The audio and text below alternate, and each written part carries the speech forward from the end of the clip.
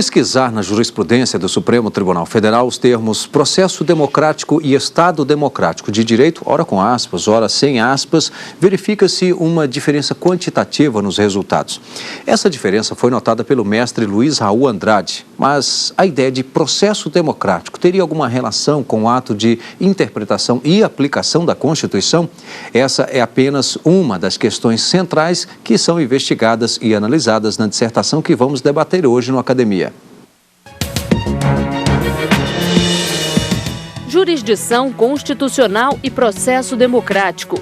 Dissertação apresentada ao programa de mestrado do Instituto Brasiliense de Direito Público, IDP, como parte dos requisitos para obtenção do título de mestre. O autor do estudo é Luiz Raul Andrade. E os convidados para debater o trabalho são o advogado Saul Torinho e Marcos Evandro Cardoso Santi, consultor legislativo do Senado Federal. Quero aqui agradecer ao Saul. Obrigado, Saul, pela presença mais uma vez. Doutor Marcos também, muito obrigado.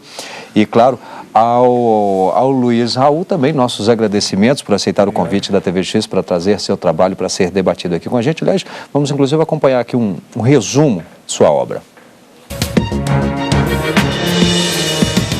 Por meio do constitucionalismo moderno, é examinada a clássica discussão de como se pode evitar o arbítrio e preservar espaços de liberdade. Superados os padrões da modernidade, essa questão é colocada hoje em face do Poder Judiciário.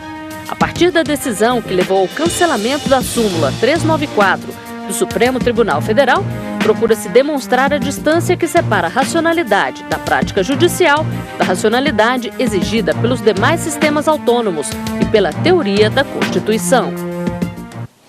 Bem, Raul, queria que você, para a gente começar, queria que você falasse um pouquinho das dificuldades que você teve aí que enfrentar para a elaboração do seu trabalho, também a metodologia utilizada e por quais ramos do direito que o seu trabalho perpassa.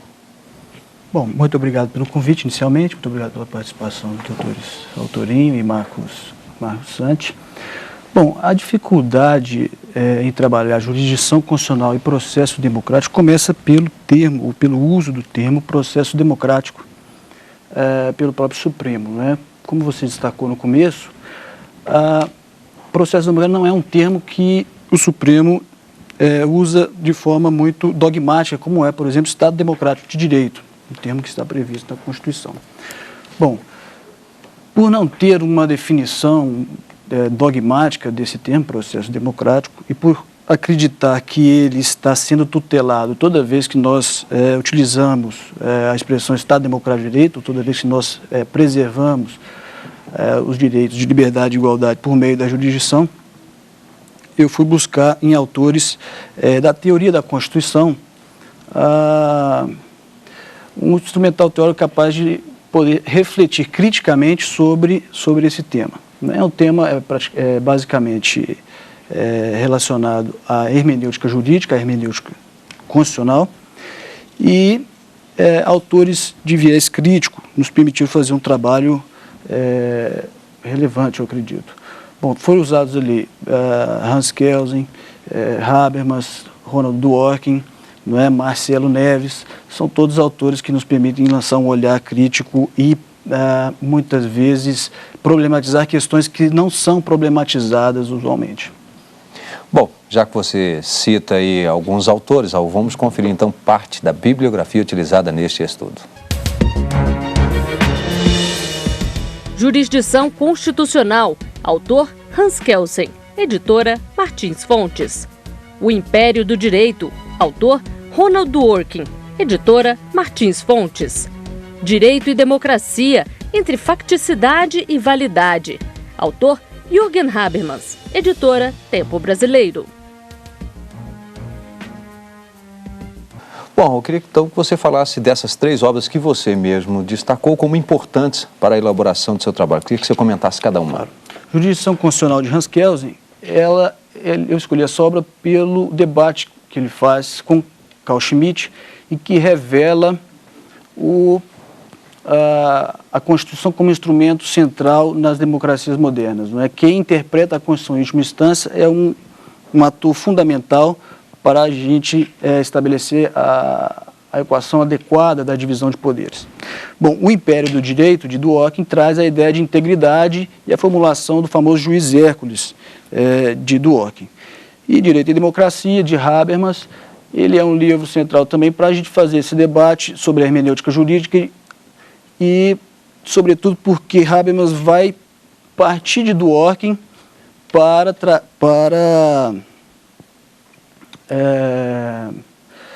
fazer para dar a sua contribuição no que toca à discursividade da jurisdição, porque o juiz não pode decidir muito sozinho, ele precisa entrar na discursividade do procedimento ou do processo judicial, para que ele não seja lá um juiz Hércules, ou para que a gente, ou para que a jurisdição não se torne apenas algo que vem sendo dado em razão da virtude pessoal de cada juiz. Não é? O juiz precisa se valer dos argumentos colocados no processo para nos dar uma jurisdição, uma decisão adequada. Bom, queria agora que você falasse do seu trabalho, nos apresentasse o seu trabalho, então. Então, meu trabalho ele é eminentemente um trabalho sobre hermenêutica constitucional. Sim. Não é? De 10 anos para cá, 8 anos, pelo menos desde 2005, o Supremo Tribunal encampou a teoria de que princípios também são normas de direito. Não é? E o problema hoje da hermenêutica é que nós temos, então, uma gama muito grande de soluções que podem ser dadas para um único caso concreto. Bom, temos hoje duas espécies básicas de regras, de normas jurídicas, as regras e os princípios. As regras, elas trazem as condições de sua aplicação. Não é matar alguém pena de 6 a 20 anos. Nós sabemos o que fazer quando nós temos essa definição, esse fato. Não é? Já os princípios não trazem o resultado que o juiz deve aplicar. Então, quando nós temos um caso concreto, esse resultado ele não aparece de forma direta. Bom, a discussão que se dá, então, nesse sentido, é de como se concretizar isso de forma legítima e como escolher essa decisão. Existe uma discussão, por exemplo, se existe uma única decisão correta, se existe a melhor dentre as várias que são apresentadas. O trabalho ele tenta enfrentar isso a partir dos trabalhos neoconstitucionalistas e desses autores que nós já referimos, para incorporar também uma necessidade que eu vejo, que é de ampliar um pouco mais o horizonte da hermenêutica hoje, muito fixa, ou muito parada no princípio normativo, ou seja, nós temos o fato e a norma, mas nós precisamos pensar a decisão num contexto de sociedades complexas e plurais muito mais complicadas do que se tem feito hoje. Se tem feito uma análise muito normativa interna ao direito, deixando de pensar essa decisão no contexto fático em que ela se insere. Daí a gente trazer também para a teoria do direito e para o paradigma do direito um pouco da ideia de uma filosofia, um pouco da ideia de filosofia política, um pouco de sociologia, para a gente poder entender, por exemplo, como uma decisão pode repercutir na pragmática de aplicação. Não é? Aí nós vamos tratar de casos diferentes aí para poder ilustrar isso de forma melhor. Bom, nesse sentido, nós trabalhamos, por exemplo, o caso de revogação da súmula 394, para ilustrar como uma justificativa pode, normativamente falando, parecer muito razoável, mas quando colocada no seu contexto de aplicação no mundo da vida, a gente vai perceber que ela se torna problemática. Não é? Em 64, nós temos o Supremo firmando o entendimento na súmula 394 de que o foro por prerrogativa de função ele permaneceria caso a autoridade perdesse o foro. Bom, isso vem até 1999, quando o Supremo Tribunal decide que esse entendimento da súmula não havia sido recepcionado pela Constituição de 1988, em razão de que ele estaria ferindo o princípio da igualdade. Qual é o fundamento básico aí do Supremo para para revogar essa súmula, para cancelar esse entendimento. Primeiro, ele diz, olha, o foro por prerrogativa de função, ele deve proteger o exercício do cargo e não a pessoa que exerce o cargo. Segundo, como trata-se de um privilégio, o foro por prerrogativa de função, e seria, ofenderia o princípio da igualdade tratar aquelas autoridades que não mais exercem o cargo como se fossem ainda autoridades. Ou seja, se eles não mais exercem o cargo, eles são cidadãos comuns e, como tal, devem ser tratados. Nós devemos, então, o Supremo conclui que deve-se, então, declinar a competência para a instância inferior. Bom, o que acontece nessa situação? Primeiro, nós vimos que de 99 até 2010, o Supremo, nós vimos uma dança desses processos no Supremo. A partir de 2001, sobretudo, o Supremo, a autoridade que assume um cargo por foro prerrogativa de função, tem o seu processo levado ao tribunal. E quando ele perde o foro, o processo desce. Enfim, nessa dança das cadeiras, nós temos aí uma eternização desses processos e a jurisdição não é prestada. Então, o que eu concluo é que, observando as consequências desse entendimento, nós temos aí, na verdade, uma situação de desigualdade criada, né? Nós temos uma parcela de altas autoridades da República que terminam sem ser responsabilizados ou julgados. Bem, daqui um pouquinho nós vamos para a fase de debates. É um rápido intervalo e em seguida estaremos de volta. Até já. Estamos de volta com o Academia, hoje debatendo a dissertação de mestrado de Luiz Raul Andrade, Jurisdição Constitucional e Processo Democrático. O tema foi apresentado ao programa de mestrado do Instituto Brasiliense de Direito Público, IDP, como parte dos requisitos para a obtenção do título de mestre. Bom, antes de entrarmos no debate, vamos conhecer algumas teses e dissertações que estão disponíveis no mercado editorial. Prisão civil do devedor de alimentos, abolição. Autor, Roberto Serra da Silva Maia, editora LTR. A regulamentação internacional dos transgênicos, contradições e perspectivas. Autora, Maria Cristina Ferraz Alves, Biblioteca Digital da USP. Direito autoral na era digital, impactos, controvérsias e possíveis soluções. Autora, Manuela Santos, editora Saraiva. Bem, vamos abrir aqui o nosso debate e começar então com o Saul. Bom, Imac, agradeço o convite, é uma alegria estar aqui no programa, na companhia do professor Marcos Santi, consultor do Senado Federal, e o Luiz Raul, que foi meu aluno no mestrado IDP e agora é o meu colega de debates acerca do universo jurídico. Raul, você tocou no ponto do debate clássico existente entre Schmitt e Kelsen, no que diz respeito a quem deve ser o intérprete derradeiro da Constituição Federal. Essa discussão ilustrou inúmeros trabalhos, essa discussão perpassa o tempo e, de fato, ela constitui o embrião da discussão da jurisdição constitucional. Há uma premissa quase intuitiva de que democracia é aquele modelo no qual prevalece a vontade da maioria.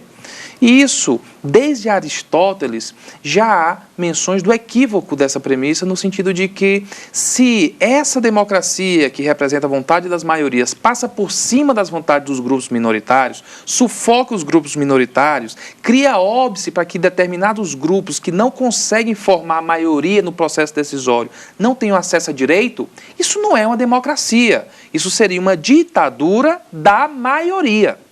Por essa perspectiva, muitas vezes se diz que o Supremo Tribunal Federal hoje, aqui e acolá, seria uma ditadura de togas, seria um tribunal ativista, seria um tribunal que exaspera das suas competências. E é claro, nós estamos falando sobre hermenêutica, nós estamos falando sobre jurisdição constitucional.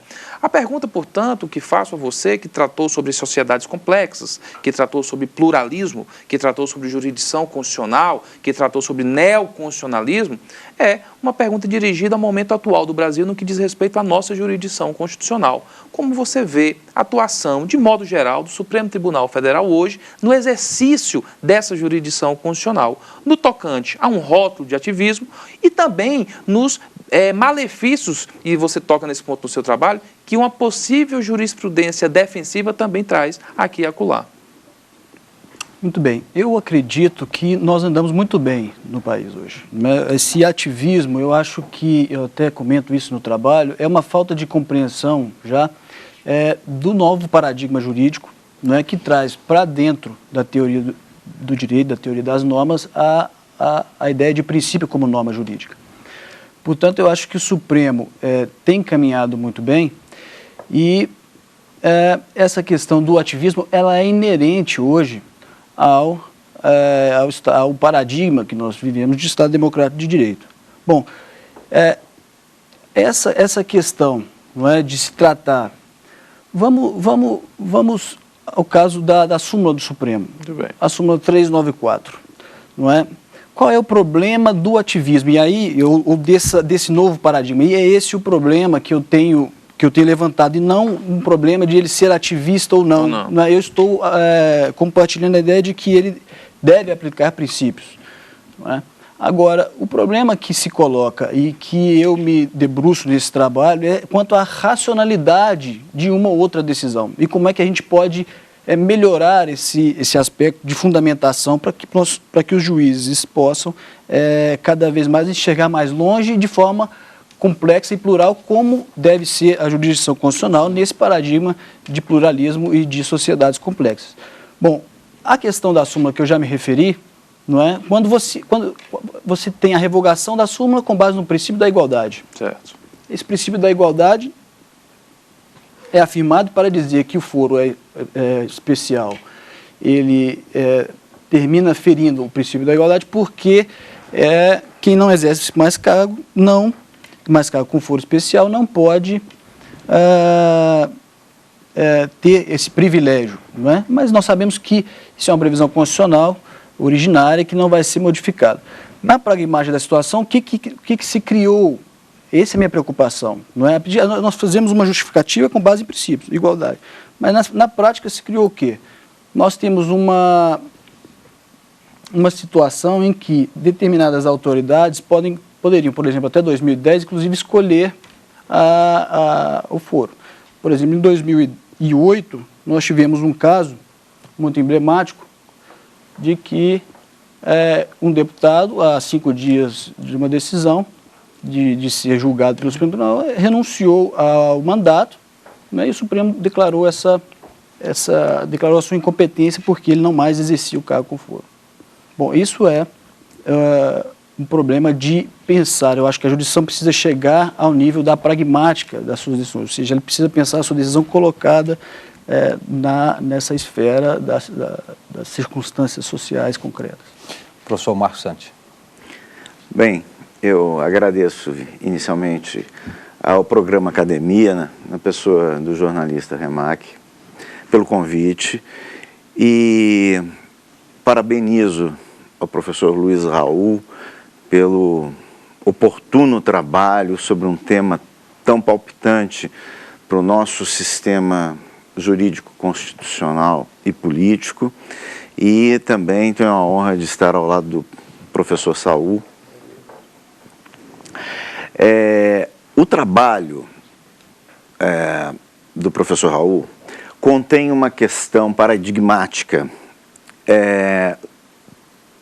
na qual ele critica alguns aspectos de uma decisão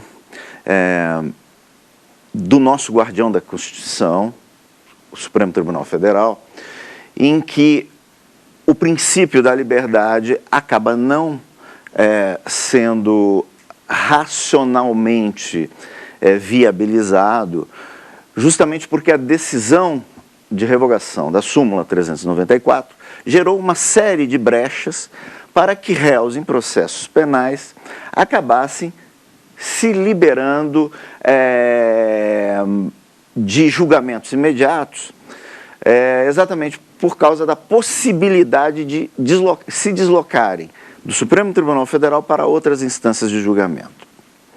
Essa questão, além de estar colocando em cena a discussão sobre jurisdição constitucional, ela remete para um outro aspecto muito importante que remonta, inclusive, à Assembleia Nacional Constituinte de 87 e 88, que era não só ampliarmos a jurisdição constitucional no Brasil, inclusive com a ampliação da legitimidade ativa para vários segmentos da sociedade brasileira, mas também era uma discussão de como qualificarmos, por meio de uma instrumentalização adequada, a Corte Constitucional Brasileira a bem exercer a sua atividade. E uma das discussões que se colocava era exatamente a necessidade de deixar o Supremo Tribunal Federal, ou a Corte Constitucional que fosse criada pelo Constituinte de então, um espaço cada vez maior de exercício da jurisdição constitucional e que as demais competências judiciais, especialmente, como primeira instância ou como instância recursal, fossem transferidas para outros tribunais, como o Superior Tribunal de Justiça, que então se estava criando. E houve resistências. Houve muitas resistências por parte dos então ministros do Supremo Tribunal Federal para que não se abrisse mão dessas competências. No caso em questão, no caso paradigmático, que é o da revogação da súmula, a gente percebe que não apenas o Supremo atua como o guardião da Constituição, mas também ele tem um interesse efetivo, um interesse objetivo em naquilo que a gente chama de jurisdição defensiva, de não ficar com um acervo de casos muito elevado para julgamento. Então, pontuando a questão, 25 anos depois da Constituição brasileira, eu acho que o seu caso examinado traz à baila um problema que a jurisdição constitucional no Brasil ainda não resolveu plenamente. A efetiva interpretação constitucional não estaria merecendo um reexame da sociedade, dos órgãos públicos brasileiros, para que a gente tivesse uma corte efetivamente constitucional e não mais envolvida com tantas questões judiciais? Eu acho que do jeito que está, não dá para ficar, não é? Eu acho que do jeito que se encontra o volume de processos, nós realmente inviabilizamos a jurisdição constitucional, sobretudo uma jurisdição constitucional que precisa decidir casos complexos, né, extremamente difíceis sob o ponto de vista do pluralismo. De fato, eu acho que, como está, não dá para continuar. Nós temos visto em todo o judiciário uma incorrência em erros, dada a quantidade de processos e o volume de trabalho que o judiciário tem hoje. No caso da Suprema Corte em especial, eu acho que nós deveríamos, desde o começo, ter adotado talvez o sistema norte-americano do stare decisis, não é? Muitos juízes, muitas cortes não gostam dessa ideia, porque stare decisis significa vincular todos os demais juízes e tribunais àquela decisão tomada em via de controle de constitucionalidade concreto, quando o Supremo decide um caso concreto também. Então, naquelas hipóteses que se mostrasse igual, ou que as hipóteses forem iguais àquele caso já julgado pelo Supremo, nós teríamos que decidir da mesma forma. Bom, mas aí é um caso, nós entramos numa seara muito complexa, né, um problema de sistema recursal, um problema sistêmico que nós vamos precisar, de fato, nos debruçar sobre isso mais cedo ou mais tarde. Bom, eu quero aqui agradecer a presença de todos vocês, professor Marcos Santos, também ao Saulo Tourinho e ao Luiz Raul pela presença de hoje aqui no Academia para debater esse tema. Lembro que você pode enviar o seu trabalho para ser debatido aqui com a gente. O endereço é academia@stf.jus.br. E também é possível rever este programa no site da TV Justiça, www.tvjustiça.jus.br. Obrigado e até o próximo encontro.